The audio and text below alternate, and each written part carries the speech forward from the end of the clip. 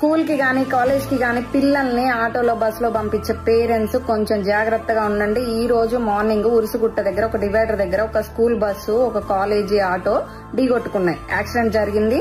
Auto ఎంత damage అయింది, bus కి ఎంత డ్యామేజ్ అయిందో ఒకసారి విజువల్ లో నేను చూపిస్తా చూడండి.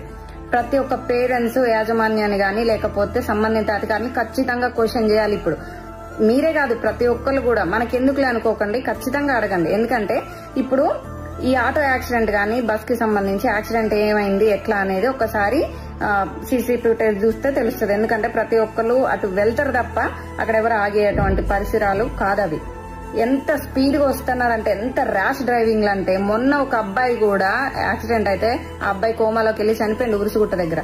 ఇట్లాంటి ఎన్ని జరుగుతున్నాయి, అసలు ఎన్ని కారణాలు ఉన్నాయి తెలుసా ఇక్కడ? ఒక్కసారి మనం మాట్లాడుకుందాం.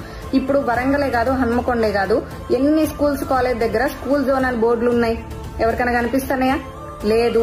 ఆ యాజమాన్యం సంబంధిత రోడ్డుకు సంబంధించినటువంటి శాఖ వాళ్ళకి ఒక రిక్వెస్ట్ పెట్టుకుంటే వాళ్ళు ఆ డివైడర్లకు గానీ స్కూల్ కి గానీ అవతల ఖచ్చితంగా వాళ్ళు స్పీడ్ బ్రేకర్లు పెట్టుకోవాలి. ఇక్కడ ఆటో డ్రైవర్ తప్ప, బస్సు డ్రైవర్ తప్ప, అధికారులు తప్ప, స్కూల్ యాజమాన్యం తప్ప ఎవరిది తప్పు?